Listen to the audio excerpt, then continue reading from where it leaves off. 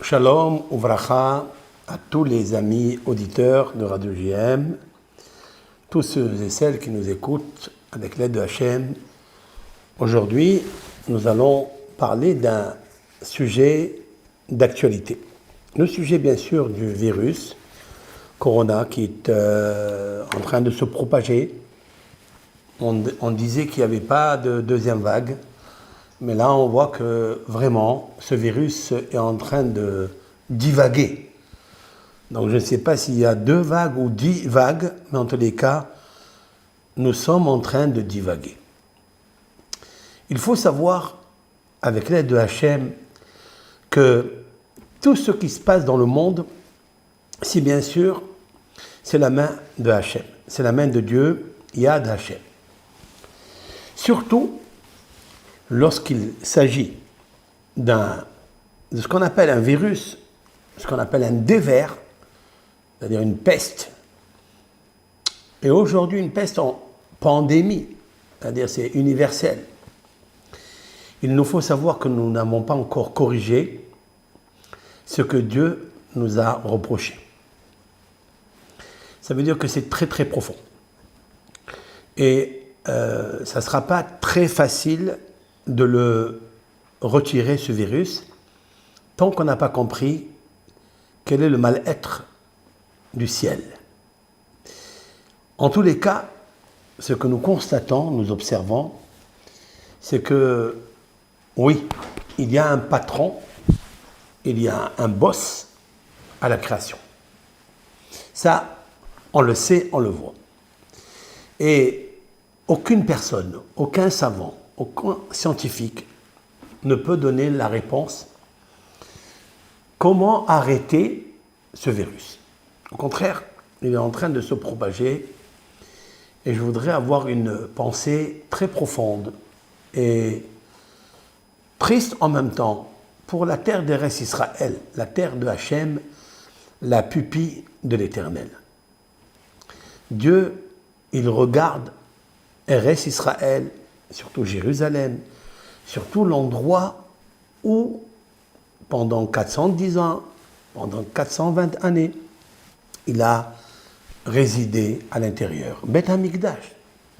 Quand on voit que le Beth Amikdash n'est pas encore construit, cela veut dire que la cause qui a créé cela, c'est-à-dire la destruction, elle est encore persistante. Elle est persévérante. Elle est encore aujourd'hui d'actualité et qu'on n'a jamais réussi à éradiquer la cause qui a causé cela. Nous y sommes encore.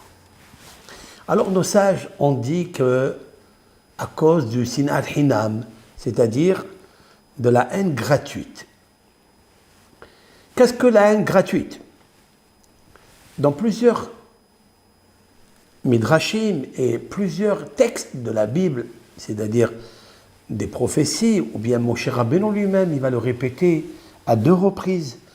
L'une dans le Lévitique, c'est-à-dire Vaïkra, le 3e livre de la Bible, de la Torah, et le 5e livre de la Torah. Une dans la paracha, la section de Bechukotai, c'est-à-dire mes préceptes, mes statuts, mes commandements, mes mishpatim, tous les jugements, toutes les lois que l'Éternel a données à Moshe Rabbeinu. Et Moshe Rabbeinu, dans le Lévitique, va dérouler devant le peuple d'Israël plusieurs reproches. Puis il va revenir ici dans Devarim, c'est-à-dire Deutéronome, ou dans la section de Kitavo, El Haaretz, quand tu viendras à la terre d'Israël, alors la Torah recommande plusieurs mitzvot, la Shemitah, le Shabbat, l'amour de l'un et l'autre, de ne pas oublier de donner la dîme, de donner les offrandes aux pauvres, à l'orphelin. Tout cela, ça amène la bénédiction. Mais Moshe Rabbeinu, il dit, mais si tu ne vas pas écouter, si tu vas faire à ta manière, si tu vas être égoïste, eh bien voilà ce qui va arriver. Et tout ce qu'a dit Moshe Rabbeinu est arrivé. Et cela, on le voit dans le livre de Jérémie, Echa, Echa yashva bada da'ir bat Yam. Ce sont des textes que nous allons lire le jour du 9 Av, lorsque tout le peuple d'Israël, je ne sais pas si ça sera en public, au Kotel, peut-être d'ici là, Mashiach peut venir, Be'azat Hashem, et on ne vivra pas le Tisha B'Av, le 9 Av, qui est un grand deuil pour la Shekhinah, c'est-à-dire la présence divine, la majesté divine, la lumière divine. Eh bien, cette lumière divine, elle est triste, très très triste. Pourquoi? Parce que tous les Tisha B'Av, elles s'assoient, elles aussi, par terre, et elles pleurent.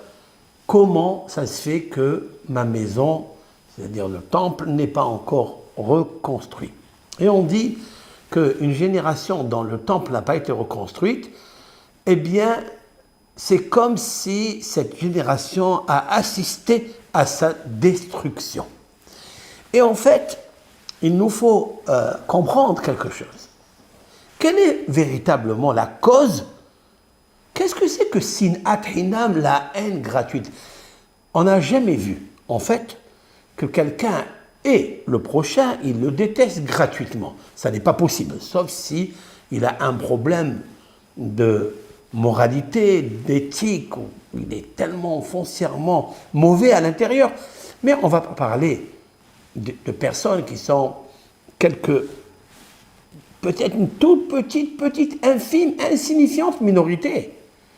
Nous allons parler ici des grands de la génération. Ce sont des docteurs de la Mishnah, ce sont des docteurs du Talmud, ce sont des rabbins, ce sont des juges, ce sont des prophètes. On parle de cela, on parle.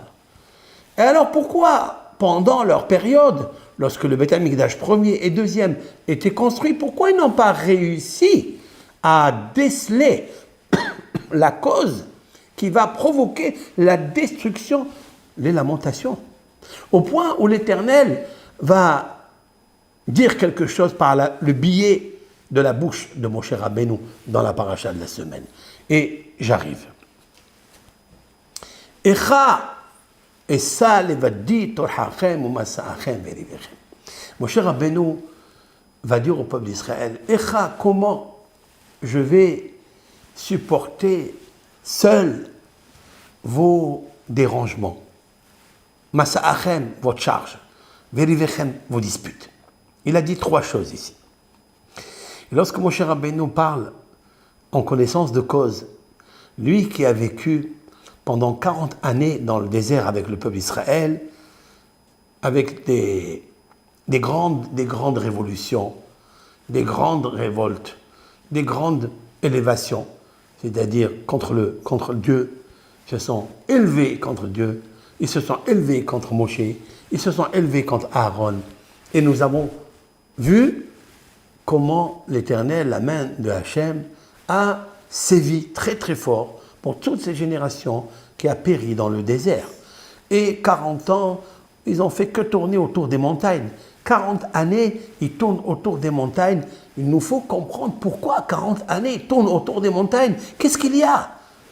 D'abord, la punition qui est grande.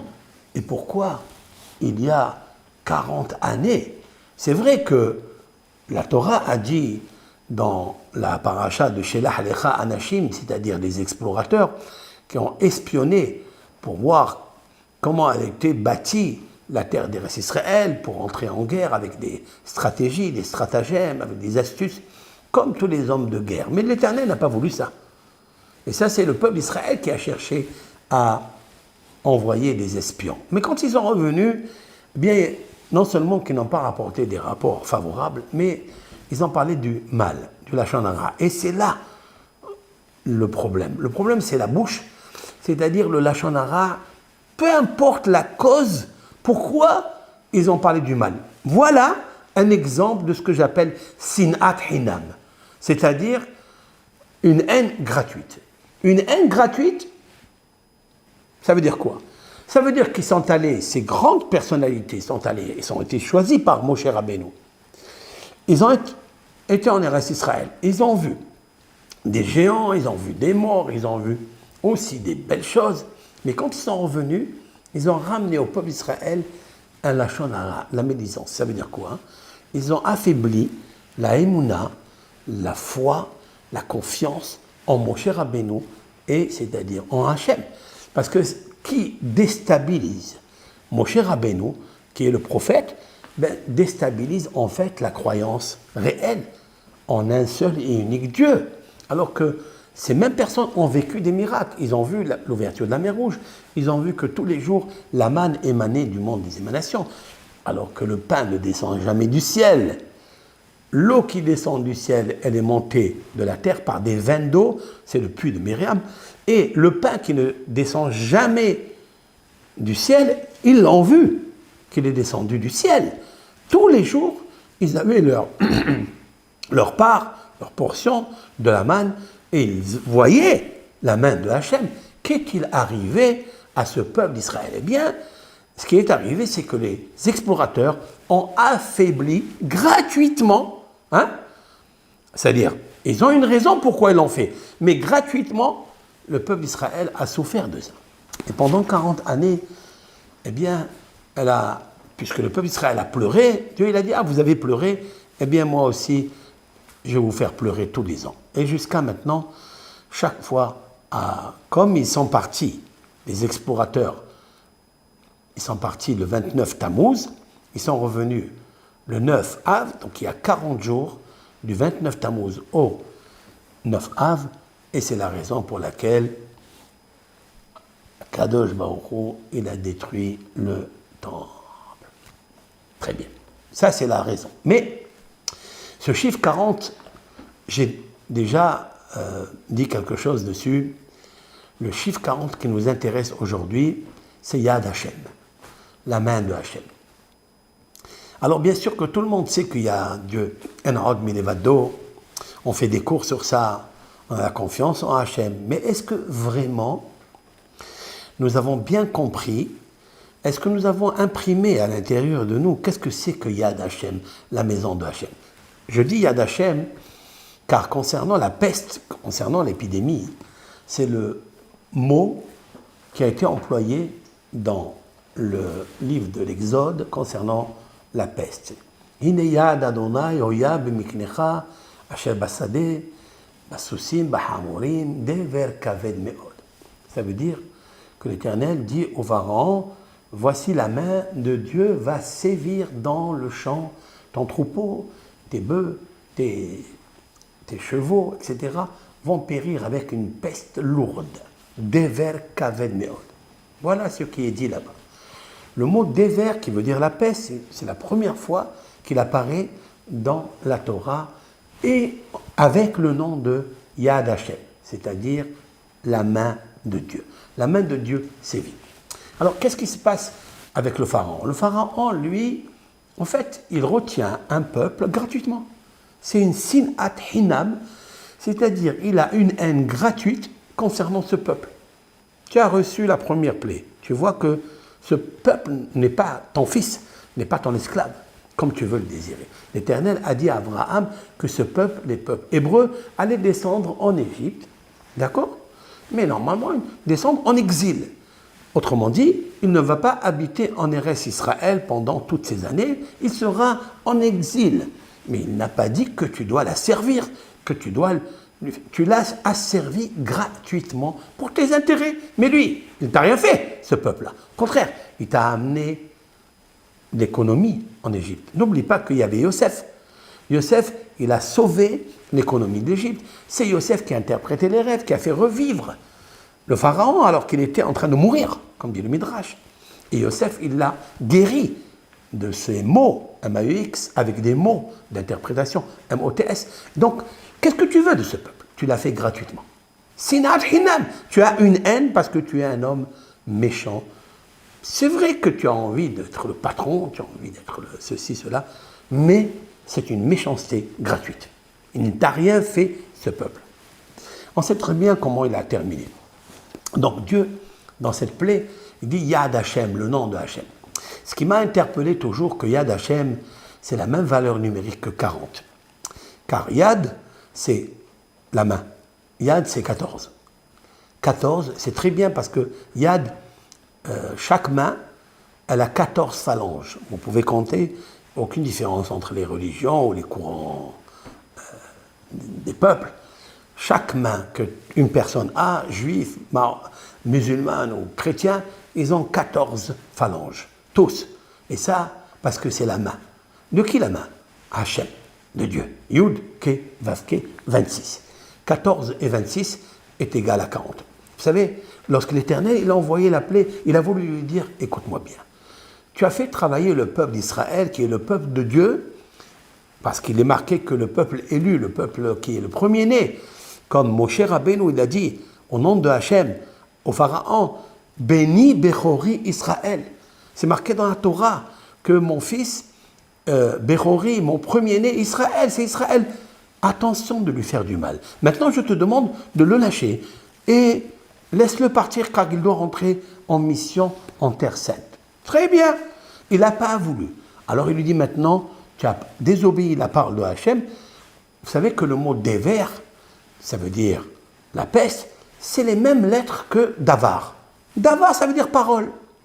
En fait, quand tu désobéis à la parole de Hachem, lorsque tu troubles la nature, lorsque tu troubles le mécanisme d'humanisme que Dieu a créé dans le monde, eh bien, à cause du refus d'écouter la parole d'avar, qui veut dire la parole, alors viendra des vers, viendra la peste. Et c'est ce qu'il lui a envoyé.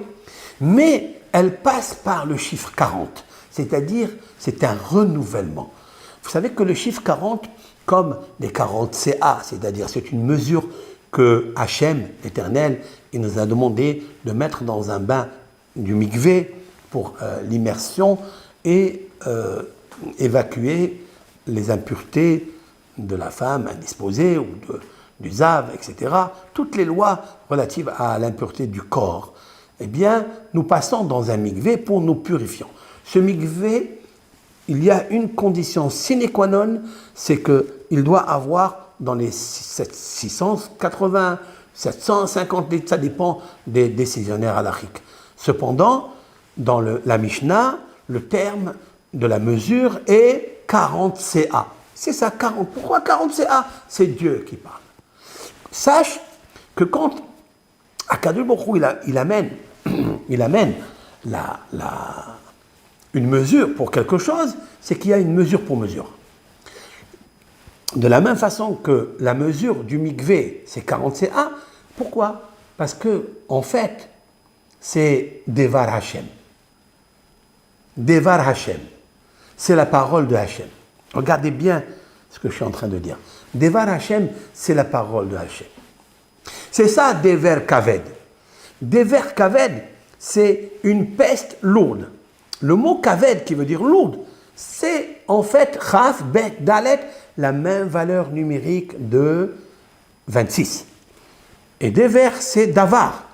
Ça veut dire que Akadosh Baruch Hu, en fait, c'est lui qui règne dans chaque particule, molécule, électron, atome, onde, vibration dans ce monde. Nous avons une illusion de penser que ce monde, il est matériel. En fait, c'est une fausse vision des choses. Ce monde n'est pas matériel du tout. Ce monde, il est immatériel. Ce monde, il nous semble qu'il est matériel. Pourquoi? Parce que nous regardons avec nos yeux de chair et de sang égoïstes. Lorsqu'une personne n'emploie pas ce qu'on appelle l'hyperconscience ou bien la supraconscience, eh bien la supraconscience, elle est reliée, elle est connectée avec ce que j'appelle l'invisible. L'invisible, c'est-à-dire l'abstrait. L'abstrait, ça veut dire spirituel. C'est-à-dire au-delà de ce que tu vois. Et lorsque tu regardes avec tes yeux limités, c'est-à-dire qui sont égoïstes, qui sont pour toi, tu regardes ton orgueil, tu regardes ton poste, ton amour à toi, ton estime à toi, eh bien tout devient matériel autour de toi. Lorsque ça devient matériel, alors on garde l'enfer du matériel. Et cet enfer du matériel, elle peut te causer de troubler ce qui est l'invisible. Prenez la nature, elle est tellement magnifique.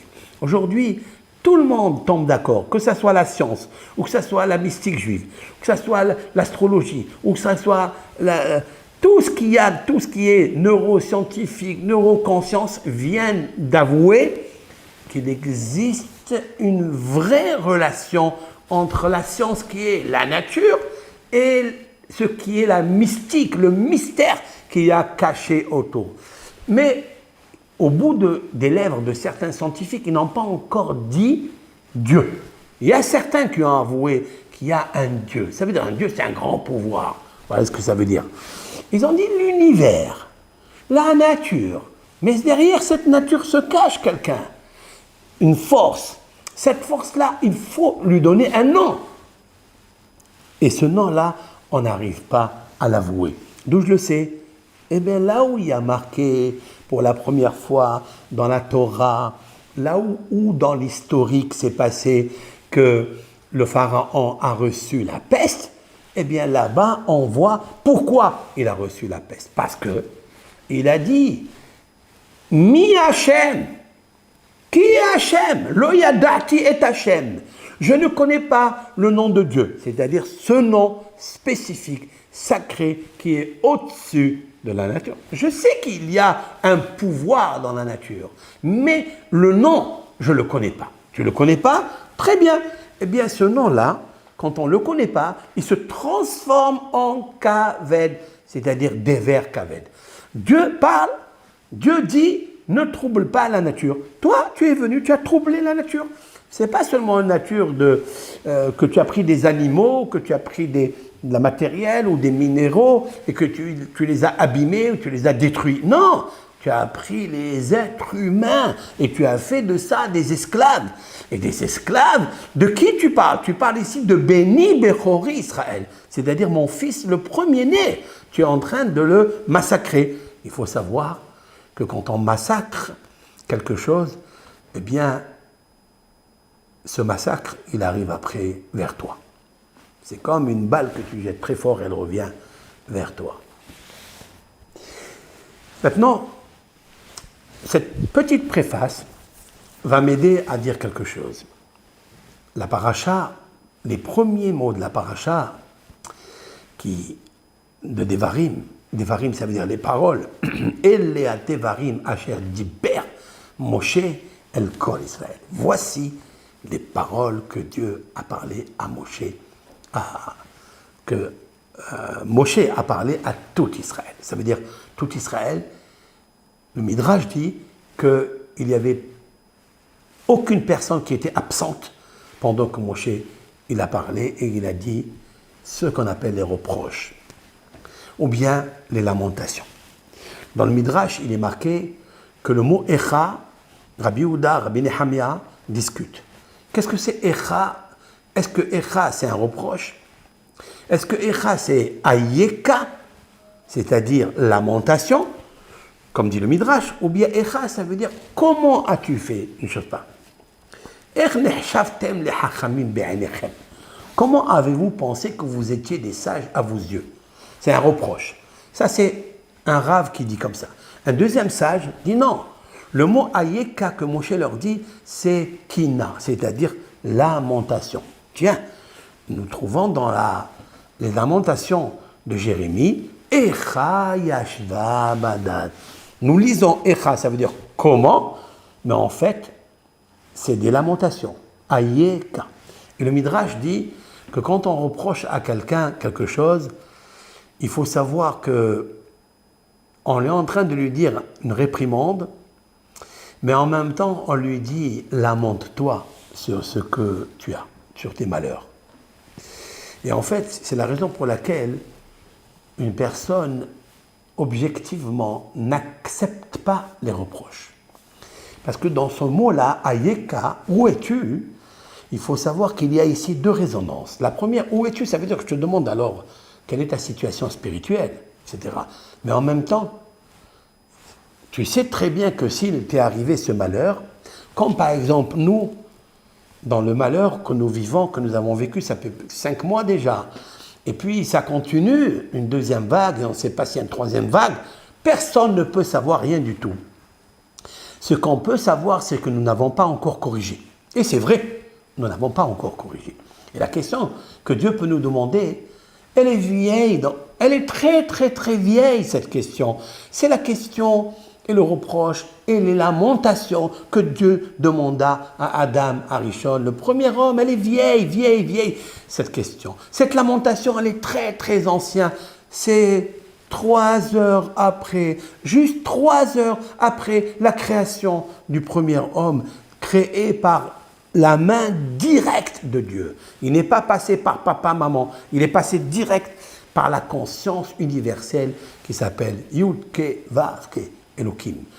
Lorsque Adam Arishon a fauté, il s'est caché parce qu'il a vu qu'il était dénudé, pas seulement dénudé des habits, mais dénudé des vêtements spirituels, la majesté de Dieu, la lumière de Dieu qu'il possédait. Maintenant, il doutait. Avant, il était clair pour lui qu'il n'y avait qu'un seul pouvoir, Yad Hashem, la maison de Hashem, la main de Hashem qui l'a fait, qui l'a fabriqué. Mais après qu'il a consommé du fruit interdit du bien et du mal, de connaissance du bien et du mal, cette fois-ci, il y avait 2 pouvoirs, Tov, Bara. Et quand on a 2 pouvoirs, on perd la clarté, la majesté. On ne peut pas dire Barichi nafshi et Hashem, Hod vehadar lavashta, Ote or kasalma. Tu ne peux pas dire mon âme bénit l'Éternel pour sa majesté, car il est vêtu de sa majesté, de sa clarté, de sa magnificence. Tu ne peux plus le dire. Et c'est ce qui nous arrive. Pourquoi tu ne peux plus le dire? Parce qu'il y a une intromission d'impureté qui est entrée à l'intérieur de toi. Et alors, cette intromission qui est entrée à l'intérieur, c'est un poison. Ce poison, c'est un virus. Ce virus-là, il s'appelle l'orgueil. Il s'appelle sinat hinam, c'est-à-dire la haine gratuite. Il s'appelle la médisance. Pourquoi je dis ça? Parce qu'en fait, le serpent, qui était rusé, qui était nu, il était nu, c'est Dieu qui l'a créé nu. Mais quand on est nu, on devient rusé. Et c'est la raison pour laquelle, quand il a vu que Adam et Ève avaient des tuniques uniques, il était jaloux. Il est allé les faire succomber, les faire fauter, trébucher et les faire descendre dans les profonds des abîmes, dans les exils, comme aujourd'hui. C'est-à-dire quoi? C'est la sinat hinam, c'est la haine gratuite. Autrement dit que celui qui a sinat hinam, il a les mêmes outils, les mêmes armes que le serpent. Mais le serpent, c'est quoi? C'est l'ange de la mort. Dieu, qu'est-ce qu'il fait? Il envoie un virus pour nous dire, chers enfants, toute la création, c'est une pandémie, hein? Ça n'arrive pas qu'aux juifs, aux musulmans, aux je ne sais qui, aux Australiens, aux Américains, ça arrive à tout le monde. Parce que tout le monde se sent des créatures de l'Éternel. Et Dieu, il veut la paix et que tout le monde dit Hashem Melech, Hashem Malach, Hashem Imloch Leolam Vaed. C'est toi Hashem. Il faut que tous en arrivent. Un jour a dit Yad Hashem. C'est la main de Dieu. C'est le chiffre 40. J'ai déjà dit, avec l'aide de Hashem, que ce virus a été intitulé par les scientifiques ou par les Chinois, je ne sais qui, peu importe quel laboratoire qui a désigné cela, Covid. Chavav Yud Dalet. C'est pas étonnant, parce que tout ce qui sort de la bouche de l'homme ne sort pas effectivement de lui, il sort de la conscience invisible qu'il a. C'est-à-dire, il y a un dirigeant en haut qui décide comment tu dois appeler les choses. Ça, un jour, tout le monde le reconnaîtra. Et donc, ce n'est pas donné par hasard. Covid, c'est Chavav Yud Dalet. Chavav, c'est 26. Yud Dalet, c'est 14. 26, 14, c'est 40. Yad Hashem, c'est la main de Hashem. C'est la raison pour laquelle Ayeka, où es-tu? Dit Akadosh Baruch Hu Adam Arishon, où es-tu? Qu'est-ce que ça veut dire où es-tu? Tu ne sais pas où il est? Bien sûr que tu sais où il est. Mais Ayeka, cela veut dire Aleph Yud Chaf He Ani Yodeya Kol Anistarot. Alors que tout le monde écoute ça, que ce mot-là, il paraît un mot simple, mais au-delà de ce mot, il y a des immenses secrets alphanumériques et kabbalistiques. C'est exceptionnel. Ayeka. Ayeka, Aleph Yud Chaf He, c'est-à-dire Ani Yodea Kol Anistarot. Je sais toutes les cachettes, je sais tous les mystères, et personne ne sait comme moi Akadosh Baruch Hu, il peut s'enorgueillir, l'Éternel. Oh, c'est Shamaï Va'ares, quelqu'un a fait le ciel, quelqu'un a fait la terre, quelqu'un a fait la mer. Est-ce que tous les scientifiques, ou tous les médecins, ou tous les hachamim, les mad'anim, est-ce qu'ils peuvent se réunir tous pour créer ne serait-ce que l'aile d'un insecte, d'un moustique? Est-ce qu'il y a un qui peut? Personne. Et alors comment ils sont là? Comment ils pullulent le monde? Des milliards et de sortes différentes. Ani yodea kol hanistarot. Parce que c'est moi le Hacham. Dieu dit, c'est moi l'unique, c'est moi Hachem. C'est pas un homme. Il ne faut pas s'imaginer qu'il y a une... Non, c'est une émouna pshuta, simple. Que Dieu existe, qu'il y a une suprématie. Et c'est lui qui nous envoie ce virus. Alors pourquoi il nous envoie ça? Moshe Rabbeinu leur dit la raison. Maintenant, je vais vous dire quelque chose. Pendant 5 minutes, il faut que je vous dise quelque chose. Vous savez, et beaucoup de rabbanim ont remarqué que tout le livre du Lévitique, c'est-à-dire le 3e livre, nous avons passé chacun confiné dans sa maison, c'est-à-dire badad. En hébreu, badad, ça veut dire bidoud, confinement. Bidoud, badad. On va le dire aujourd'hui, dans cette semaine, en Tisha B'Av, on va le dire, Echa yashva badad. Tiens. Echa, je traduis, comment yashva? C'est assis, a été confiné Jérusalem. Il y a eu un confinement exceptionnel, unique, au temps de la destruction du premier et du deuxième temple. Lorsque Yirmiyahu, il fait le reproche, il fait la lamentation, peu importe comment on va le... C'est pour ça qu'il s'appelle le mur des lamentations. Pourquoi? À cause de ce mot-là. Echa yashvabad. Ayeka. Où tu es? Lamente-toi. Et on pleure là-bas, on s'assoit par terre, et on dit, où tu es parti, Hachem? Pourquoi tu nous as quittés? Pourquoi tu es parti? Pourquoi tu l'as détruit, ce temple? Nous allons voir pourquoi il l'a détruit en fait. Pourquoi Dieu il a massacré le temple, il l'a détruit complètement, il a brûlé par l'intermédiaire de Titus ou de Nabucodonosor. Mais pourquoi il a brûlé? Pourquoi il n'a pas fait en sorte qu'on va en exil et qu'il le laisse tranquille, ce bel édifice? Hein? Le premier qu'a construit Shlomo Ameler, le deuxième qu'a construit... pourquoi tout ça? Nous allons lire Echa Yashva Badad. Echa, comment Yashva, tu t'es installé, Badad, en confinement. Ça veut dire que ce confinement-là, il date depuis longtemps, il est ancien comme l'histoire. Pourquoi? Je vais vous le dire pourquoi. Parce que le premier confinement qu'il y a eu, c'est lequel? C'est Adam. Adam, lorsqu'il a fauté, lorsqu'il a douté du premier pouvoir réel, celui du pouvoir de la clarté, car le plus grand pouvoir qu'un homme peut avoir, c'est la clarté d'un pouvoir. Parce que s'il peut voir et recevoir la divinité, ça, il n'est plus en confinement.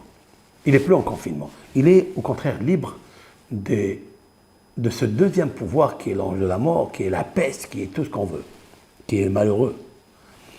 Adam Arishon, il s'est caché dans le jardin d'Éden, il s'est caché. Ça veut dire qu'il s'est confiné, quoi, à la pointe à la ligne. Et Dieu lui dit, Ayeka, pourquoi tu te confines? Cette faute-là, on ne l'a pas encore corrigée. Je vais vous expliquer quelque chose de plus profond que ça. Donc le Lévitique, nous ne l'avons pas lu. Aucune synagogue n'a ouvert. Peut-être il y a eu des particuliers qui ont fait ça, mais en général, toutes les synagogues, les grandes synagogues des restes Israël, d'Amérique, de partout, ils ont fermé. Ça veut dire que tout le livre de Sefer Torah, avec toutes les parachiotes, les sections de Lévitique, nous n'avons pas lu. Et la question est, pourquoi? Là-bas, dans le Lévitique, il y a le reproche de Hayeka, le reproche, la réprimande ou la lamentation que Moshe Rabbeinu, il dit dans la section de Bechukotai. Il dit, écoutez, moi j'ai créé, qu'est-ce que c'est le Lévitique? Lévitique, ce sont les Kohanim, les Lévi'im qui travaillent dans le temple. Oui. Et c'est eux, ce sont les Lévites et les prêtres qui doivent protéger le Beth Amikdash, qu'il soit toujours propre, qu'il soit toujours que les sacrifices soient convenables, pas des sacrifices où il y a des défauts, etc. Ça, c'est le but du Kohen, de vérifier chaque animal, quand il vient pour être sacrifié à Dieu, il faut qu'il soit tamim, parfait. On ne peut pas sacrifier un sacrifice à l'imparfait. Ça ne marche pas. Ça ne se conjugue pas à l'imparfait. Il faut du plus que parfait. Il faut que ça soit nickel chrome. Et donc, qui avait ce travail? C'est les Kohanim. Et puis, tout le service, le sacerdoce, le Beth Amikdash, le jour de Kippour, etc. Et puis là, Moshe Rabbeinu, à un certain moment, il leur dit, écoutez, attention, c'est bien le Beth Amikdash, mais ne faites pas des dégâts pour recevoir des présents corrupteurs. Ne parlez pas du mal de l'autre. N'oubliez pas la veuve, n'oubliez pas l'orphelin, n'oubliez pas ça. Alors que je vous donne tout ce que vous voulez. D'accord? Pourquoi tu ne fais pas le maaser? Pourquoi? Qu'est-ce qui se passe quand je te demande de faire la 7e année de la Shemitah? Laisser 1 an la terre en jachère, abandonner, que le pauvre, que l'orphelin, que tout celui qui veut rentrer, manger, qui mange, c'est ma terre, elle m'appartient. Tu es chez moi ici, tu n'es pas chez toi. Comme ça, il nous dit Dieu. Et qu'est-ce qu'on a fait? On a fait rendu ça, c'est à moi. Et Dieu, on l'a oublié. Dieu l'a dit, très bien, alors je vais vous envoyer. Et il a détruit le temple. Mais pourquoi tu détruis le temple? Qu'est-ce qu'il t'a fait? Laisse-le tranquille. C'est ta maison. Est-ce qu'un roi, si il a des enfants qui ont fait des bêtises dans le palais, ou bien des ministres, il détruit le temple? Il détruit le palais? Où on a vu ça? On n'a jamais vu une chose pareille. Pourquoi il a détruit? Ça, c'est une question que tout le monde a posée. Et en fait, même le Midrash, la Gemara, elle demande la question, pourquoi l'Éternel a brûlé la terre? Et nos Hachamim disent que personne n'a répondu à cette question. Même les prophètes, même les sages, aucun n'a réussi à répondre. Pourquoi? Jusqu'à ce que l'Éternel lui-même a donné la réponse. Al-Ozvam et Torati. Parce qu'ils ont abandonné ma Torah. Quoi? Ils ont abandonné sa Torah. Alors, beaucoup de réponses ont été données. Soit qu'ils n'ont pas étudié convenablement, alors qu'ils avaient tout pour être heureux, d'étudier bien la Torah avec simha, de l'apprendre avec joie. Ils l'ont étudié comme ça, avec compsitatisme, avec nonchalance, avec paresse, en somnolent. Ou bien, comme la Gemara dit que celui qui étudie la Torah de temps en temps, c'est comme si quelqu'un il va avec une femme et profite de son corps de temps en temps. Qu'est-ce que ça veut dire ça? Qu'est-ce que tu compares la Torah avec une femme que tu profites de son corps? Dis oui, parce que c'est devenu un corps, c'est plus spirituel. Si tu étudies la Torah de temps en temps, eh bien Dieu il dit, eh bien, tu es comme quelqu'un qui prend cette Torah comme une femme. Comme cette femme, il profite, elle le nourrit pour temps en temps, et il la paye, etc. Toi aussi, voilà, tu prends la Torah pour tes plaisirs. Non, c'est pas ça que je veux, moi. Je veux que ta Torah, elle soit si tu as amené ma Torah, que tu mets ta tête, tes yeux, ton âme dedans. Parce qu'elle est ton inspiration, elle est ta luminosité, elle est ta prophétie, elle est ta vie. Voilà le mot que je cherchais. Ta vie, elle est ta vie. Qu'est-ce que tu fais là? Si tu te sépares de la Torah, tu as perdu ta vie. Non, en faisant le Torah, il y a beaucoup de réponses comme ça. Mais moi, je dis quelque chose. Avec l'aide de Dieu. Réécoutons ce que Dieu nous a dit. Al-Ozvam, parce qu'ils ont abandonné et Torati. Il n'est pas marqué ici, Ozvam Torati. Ils ont abandonné ma Torah. Ils ont abandonné et Torati. C'est quoi et Torati? Et ma Torah. Ça veut dire qu'il y a quelque chose qu'ils ont abandonné. Voilà. Voilà la réponse. Ici, il y a un mot en plus. S'il y avait Rabbi Akiva ici avec nous, lui qui a commenté tous les et de la Torah. Et, ça veut dire, qu'est-ce que c'est et? Par exemple, Bereshit bara Elokim et Hashamayim. L'Éternel, au commencement, il a créé et le ciel. Ça veut dire le ciel. Non, et le ciel. Aussi les étoiles, tout ce qui est associé au ciel, aussi il a créé. Donc il y a un rajout à faire. Ici, lorsque le prophète, il nous dit, parce que nous avons abandonné et la Torah, il y a un petit quelque chose à ajouter. C'est quoi ce être-là? En fait, ils ont étudié la Torah. Bien sûr qu'ils ont étudié la Torah, ils se sont payés la Torah. Aïe, aïe, aïe. Mais ils n'ont pas étudié la Torah pour la Torah. Ils ont étudié et Torati. Ils ont abandonné des actions de pauvres, l'orphelin, Tu peux étudier la Torah, tu peux avoir la connaissance, tu peux avoir l'amour de la Torah. Et après. Mais si tu fais cette Torah pour te faire à toi un beau château, une belle situation, et comme ça, les gens ils te financent, et les gens ils te donnent des cadeaux, ils te donnent des trucs, en passant par la Torah. C'est ce qui s'est passé dans le premier et deuxième temple. C'est ça qui s'est passé. C'est que les gens, ils prenaient ce qui était à cause de les situations de l'étude, etc. Ils te donnent, prends ça, ça. Ils ont dit, oh, vous avez pris des présents, vous avez fait des comment on appelle ça, des hanifout. Hanifout, ça veut dire, vous avez flatté, des flatteries, vous avez reçu les shohad, c'est présent corrupteur. Tout ça, c'est écrit. Mais pourtant, ça, c'est écrit dans la Torah qu'il ne faut pas le faire. Tu as étudié la Torah, mais pas et Torati. Ce qui va avec. Ce qui va avec, c'est-à-dire la pratique de ce qui va avec. Ça, tu ne l'avais pas. Et c'est ça aujourd'hui. En fait, il y a... Je peux continuer. Il y a ici un texte dans les Lamentations de Jérémie. Avant d'y aller là-bas, c'est ça qui est marqué. Eléa Devarim Asher Diber Moshe. Le Lévitique, on ne l'a pas fait entièrement. Maintenant, tout le livre de Bamidbar, nous sommes revenus à la synagogue. C'est vrai, tout le livre, le 4e livre, les Nombres, nous sommes revenus à la synagogue tous. Toutes les synagogues, les grandes synagogues en Israël, de partout, ont ouvert, mais momentanément. Et Dieu nous a dit, partez d'ici, je veux pas. Pourquoi ils disent, qu'est-ce que tu veux? J'ai remarqué, et ça je ne sais pas si vous l'avez remarqué, et je l'ai dit dans ma communauté, je l'ai répété plusieurs fois, il n'y a pas une fois dans les sections de tout le livre de Bamidbar où il n'y a pas le mot Magefa, épidémie.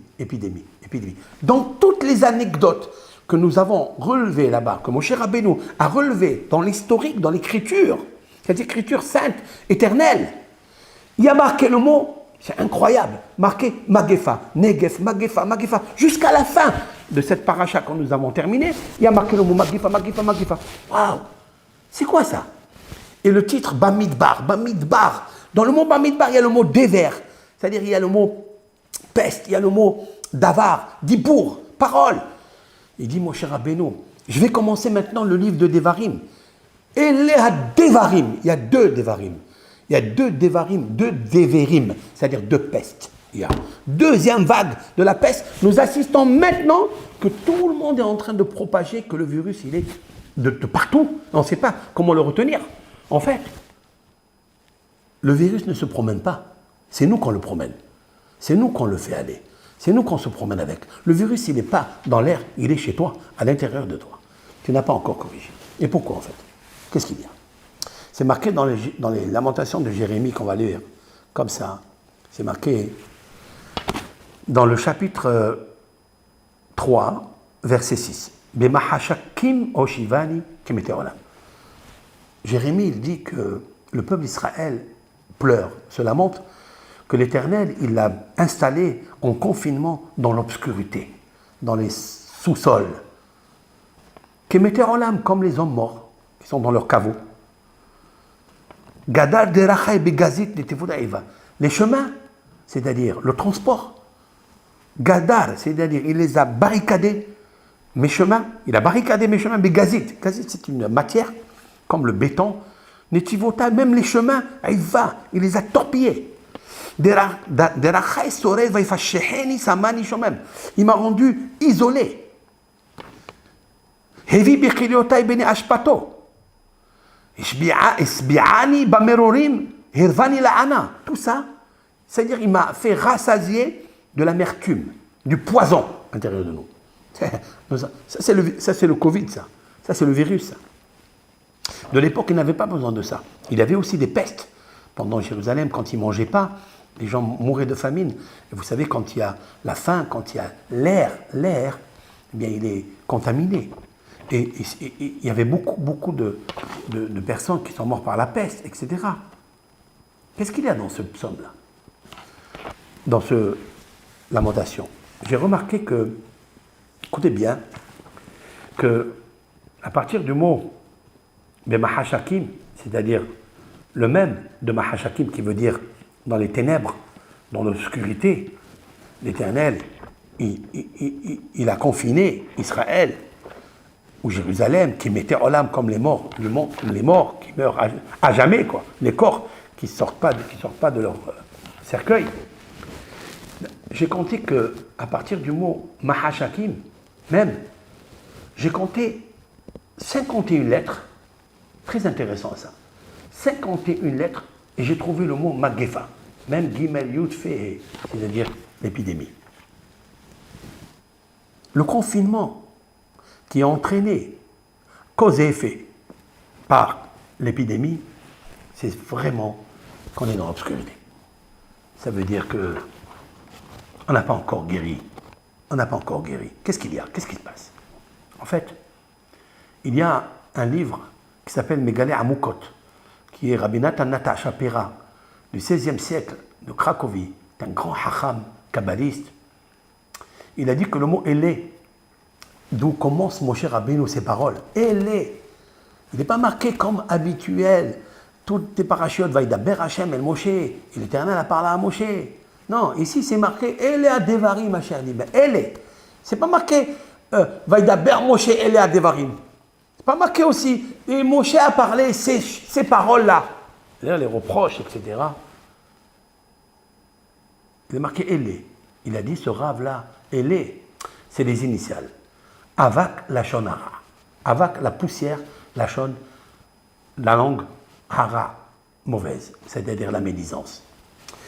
Voilà pourquoi la peste, elle arrive. La bouche. Qu'est-ce que ça veut dire? Avak Lachon Hara. Qu'est-ce que ça veut dire?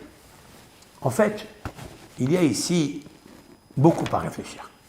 Le même rave, qui est le Megalé Amukot, il a dit que la mahloket, c'est-à-dire la dispute, la querelle, c'est les mots, mahloket, c'est même tav, au début il y a la lettre même, à la fin il y a la lettre tav, c'est met, mort, et il reste au milieu helek, part. La part, elle meurt. C'est-à-dire toutes les belles choses, la spiritualité, tout le confort, tout le matériel, toute notre joie, tout notre simha, le shalom, il meurt à cause de la mahloket. Et en fait, c'est ça tout le problème de notre confinement. C'est qu'il y a encore la mahloket. Il y a encore la dispute. Ça n'existe pas. On remarque, vous savez, on regarde que c'est pas ça. C'est pas ça, du tout, du tout. Les gens, ils sont encore rigides. Ils sont encore rigides. Les gens, ils n'ont pas lâché encore ce qu'on appelle le lâcher prise. C'est pas seulement le lâcher prise ici, il faut lâcher même le courant et la prise. Il faut les lâcher ici. Ça veut dire, on sent que chacun il est sur ses gardes, malheureusement. Qu'est-ce qui se passe? Et ça, c'est un grand problème de l'Ève. Le cœur, il n'est pas... Pourquoi, en fait, la séquence des sauts des lettres, ici, elle est sortie à 51. Chaque 51 lettres est sorti donc le mot Magefa, qui est l'épidémie. Pourquoi 51? J'ai calculé que 51, c'est Adom. Adom, ça veut dire rouge. Comme Édom, rouge. Édom, nous sommes dans l'exil de Édom. En fait, c'est Titus. Hein? C'est lui qui a détruit, lui qui venait de Édom, là-bas du Vatican, de Édom. Eh bien, de Rome. Eh bien, Édom, c'est le rouge. Et c'est lui qui a détruit le temple. Et c'est lui qui nous a amenés, à cause de nos fautes, il nous a amenés à être confinés dans les ténèbres, dans les... On ne sait pas, aujourd'hui, on ne voit pas la lumière, on ne voit pas la lumière dans ce tunnel-là. Personne ne sait ce qui va se passer. Il y a des gens qui ont perdu la parnassa, il y a des gens qui crèvent de faim. Et c'est ça qu'il faut faire attention. C'est là, en fait, il faut essayer d'aider tous ces gens, ces pauvres-là. Et il y a des gens qui sont morts, ils ont laissé leur famille. Il y a une femme qui a perdu son mari, elle a 15 yétomim, c'est-à-dire elle a 15 orphelins. Vous imaginez un peu? Qu'est-ce qu'on va faire? On va aller bâtir maintenant un immeuble, on va aller bâtir une synagogue grandiose, on va payer des milliards. Pourquoi tout ça? Pourquoi il faut faire tout ça? Maintenant, ce qu'il faut réfléchir, à mon avis, c'est que Dieu, il a dit, Torati, d'accord, voilà, tu as la yeshiva, tu as le Torah, tu as tout ça, c'est magnifique. Mais être Torati, ce qui va avec ma Torah, tu l'as oublié, ce qui est secondaire pour toi. Qu'est-ce qui est pour toi? Qu'est-ce qui est important? C'est l'endroit grandiose que tout le monde y voit. Regarde, magnifique. Ça, que je vous coupe peut-être, il nous dit, calmez-vous. Il y a ici des animes, il y a ici des pauvres qui n'ont pas de quoi manger, des orphelins, il y a des almanotes. Occupez-vous de ça. Dépensez à des familles qui n'arrivent pas à joindre les deux bouts. Une personne m'a écrit tout à l'heure qu'elle a des enfants, elle est seule, elle se bat seule, elle est malade et tout. Ça, c'est le cri de cette femme-là. C'est le cri de Dieu qui traverse sa gorge pour me parler. Qui parle d'ailleurs à tout le monde. Tout le monde voit combien de difficultés il y a dans le monde. Et donc, on ne peut pas se permettre de faire des... Je ne sais pas, moi, je ne veux pas dire, Hazve Shalom, des choses que... Ce n'est pas mon but. Mon but, c'est qu'il faut qu'on se réveille, quoi. Dieu, il fait quelque chose, là. Et en fait, je vais vous dire quelque chose de très, très fort, et je termine. Dans Jérémie, mais pas dans les lamentations de Jérémie, dans le livre lui-même de Jérémie, les prophéties, dans le chapitre 7, verset 11, il est marqué là-bas quelque chose. Lorsque Jérémie reproche par rapport à la destruction du temple, il dit comme ça, Hamarat pretzim hayah bayutaze ashenikra shemi alav be'anechem. Il dit, est-ce que c'était, mais Arat c'est la caverne, pretzim, la caverne d'Ali Baba. Pretzim, ça veut dire ceux qui volent, ceux qui violent, ceux qui pillent. Cette maison-là, où il y avait mon nom inscrit dessus, c'est-à-dire le temple, c'était devenu pour vous comme la caverne d'Ali Baba. Hein? Qu'est-ce qu'il veut ici? Il dit, moi aussi je vois ce que vous faites.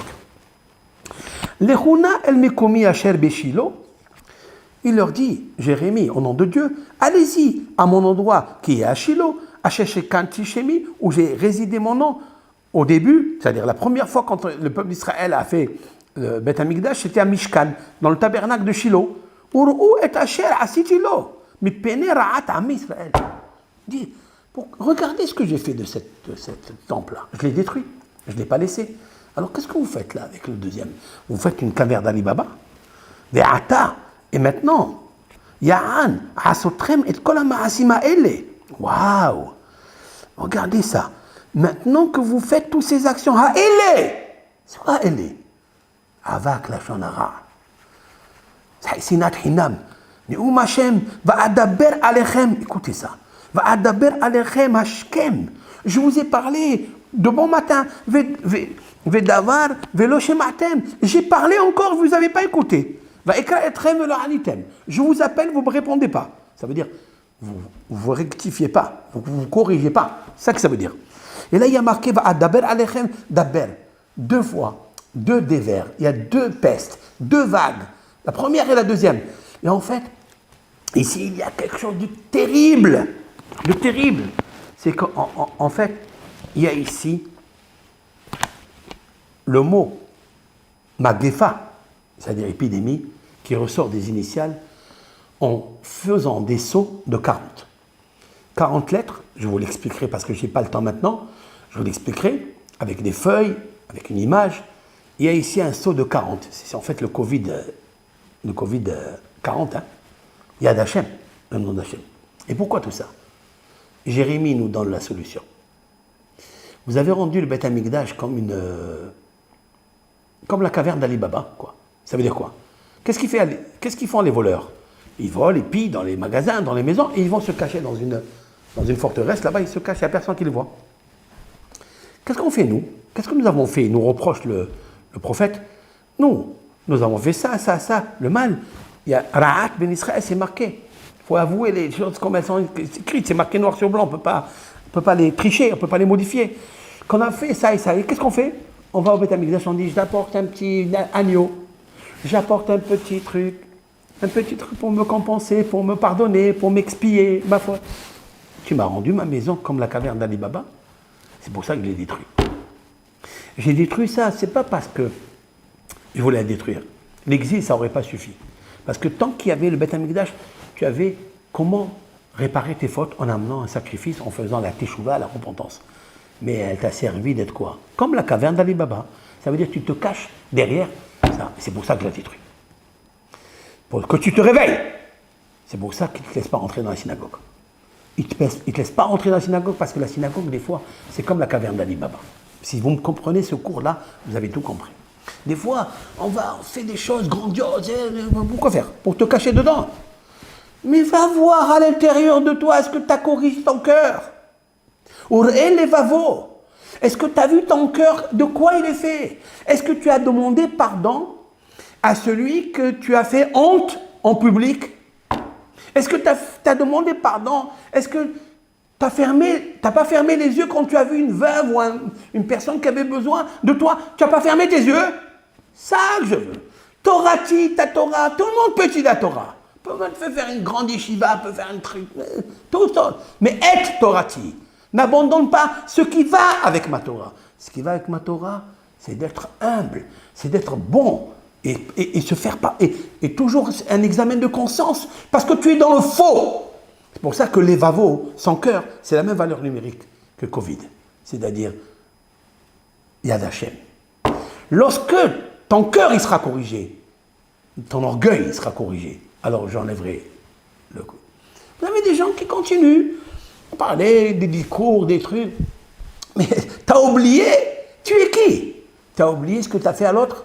Tu as oublié que peut-être toute ton institution tu l'as créée parce que tu as parlé du mal devant un donateur pour que l'autre ne reçoive pas?